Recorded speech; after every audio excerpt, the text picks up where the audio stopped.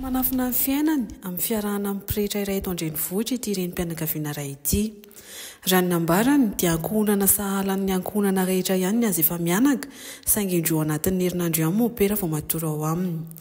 Ny fiarahan'izy ireo izay efa fantatry ny ankamaroan'ny fianakaviana nefa mbola fenina tanteraka eo amin'ny fiarahamonina sy any am-piangonana.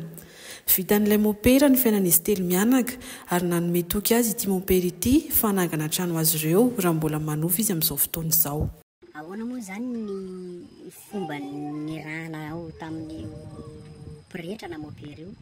Efa tamin'izay tany amin'ny lycée miaraka foana izay. Dia izay moa zany mifankatia dia efa fantatry ny ray aman-dreny. Dia nefa izay efa nanapa-kevitra hoe hanao raharaha dia avy eo moa izy lasa nanao mopera. Dia taty aoriana indray izay vao mifankahita tamin'ny 2018 dia miverina niaraka indray izay. Dia ahoana zany ny fankahitanareo tamin'ny 2018 izay? Ny fankahitanay nisy fotoana izay nisy havanay izay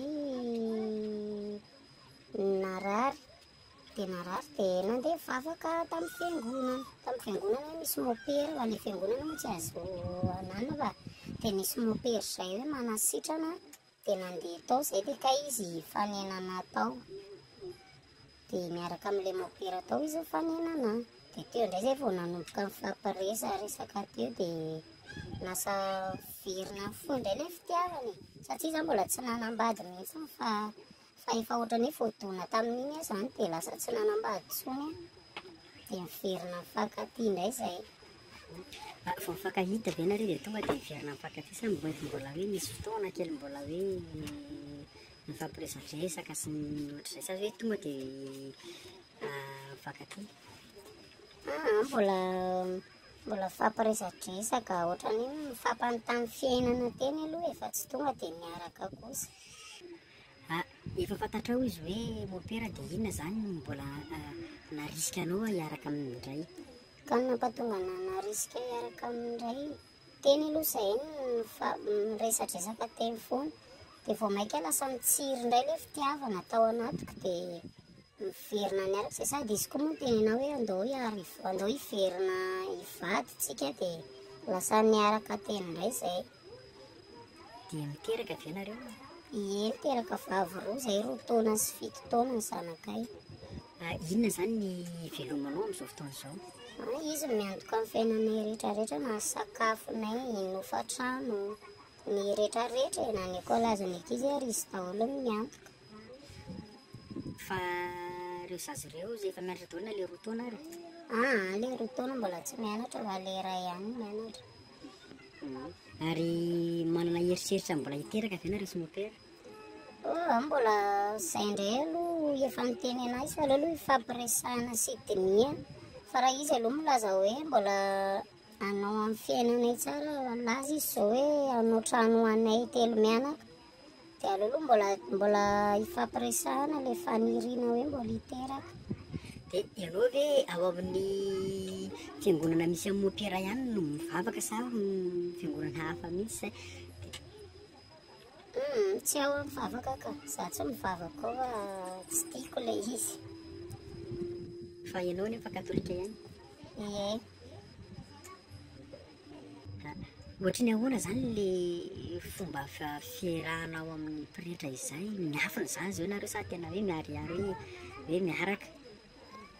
Izay aloha raha ohatra hoe miaraka izao izay dia mandeha fiara izay lavilavitra izy makanay dia lasa efa mianaka mandeha mitrangatsangana. Fa na ny fianakaviako sy ny fianakaviana mahafantatra hoe miaraka izay fa ilay eto amin'ny fiarahamonina izany manahirana. Dia miresaka an'izay ianao hoe fantatry ny fianakavianao, ahoana ozy izy ny fianakavianao manoloana an'izay? Tsy miteny izy zareo. Ary ny fianakavian'ilay mopera miaraka aminao? Izy koa tsy miteny fa ohatrany reny hoe olona mifankafantatra eny ihany tsy miteny izy. Dia mopera zany matory aty aminao foana? Rova larobia izy mitonga eo amin'ny 7 dia miala izy maraina larobia sy zoma zany izy mijanona aty. fa ny ankoatr'izay izy manomanomana zavatra ataony any. Mahavelona anareo efa mianaka tsara ve mopera? Ie, mahavelona anay tsara izy. Izany izy miantoka ny rehetrarehetra anareo mihitsy Ie, izy miantoka ny rehetrarehetra. Anareo mba misy fotoana miady? Ie, miady foana izay satria indraindray izy le tonga ohatra hoe alarobia na zoma savainy daholo ny telefonako. Dia raha ohatra misy numéro hafa zao dia miady izay hoe lasa efa sipako nefa ny olona tsy sipako akory dia izy saro-piaro. Dia izany indraindray miteny azy hoe ianao aza diso saro-piaro. Na compte Facebook koa ary izy mitondra anazy fa tsy avelany miresaresaka aman'olona mihitsy raha tsy hoe ny havako ihany. Misy ary havako lehilahy mbola mahasaro-piaro anazy ihany. Dia tena matetika mihitsy zany nareo no mifamaly noho izay anton'izay? Ie, matetika mihitsy izay mifamaly noho izay anton'izay satria izy diso saro-piaro loatra dia tsy haiko mihitsy le atao. Inona ny fahatsiarovana tena tsara hitanao niarahana tamin'ny mopera vadinao io? Tena fahatsiarovana tsara niarahako taminy tamin'izany ny zanakay, ilay zanakay voalohany. Dia nentin'ny herinandro izay tany Nosberville dia tany izany lasa teo daholo ilay fitiavana. Tsisy ohatrany hoe miala amin'ilay fiarahamonina dia lasa miverina mifankatia izay tany satria tsy dia misy an'ilay fiarahamonina. Izany hoe nety nanao vakansy tany misy be zany nareo, firy andro nareo ny tany, nanahoana ny ambiansa tany? Herinandro izay ny tany. Nahafinaritra kosa aloha ny fiarahanay tany e. Tena nahafinaritra. Ary ny fahatsiarovana ratsy kosa ny rahanao tamin'ity mopera vadinao? Tena fahatsiarovana ratsy ny rahanay tamin'izany ilay zanakay voalohany io koa narary mafy be mihitsy. Dia narary mafy dia nisy fotoana aloha izany antso anazy dia izy mbola tsy afaka. Dia avy eo izy tonga amin'izay izy avy eo izy le nitomany tena nalahelo izany izy dia lasa zaho koa lasa nahita anazy le nitomany dia nalahelo hoe mba tena tiany ihany izany izay fa tsy tao anatin'ilay nieritreretako azy tamin'izay. Nefa tsy mbola nanana eritreritra na nenjehan'ny eritreritra hoe miaraka amin'ny nampirehetra izany dia mety hoe hialana hisaraka aminazy indray andro any?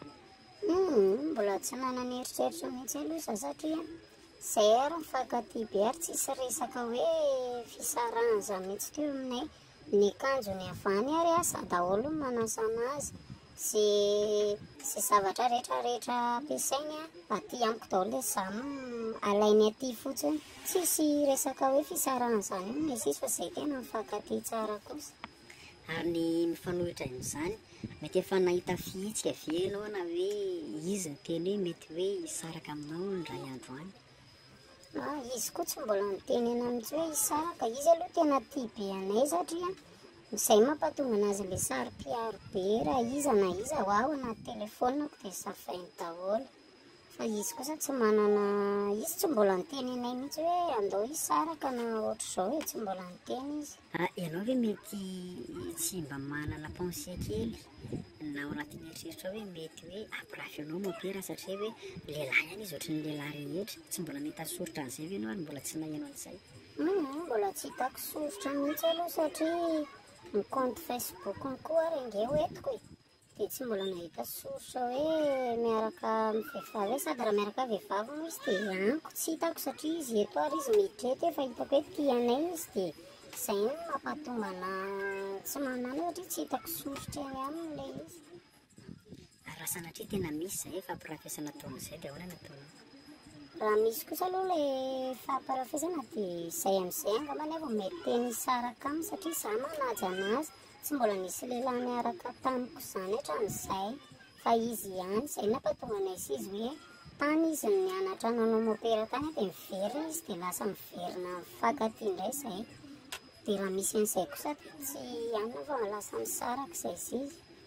Ireo zanako hoe tsy mba manontany ny hoe inona ny asan'ny dadany?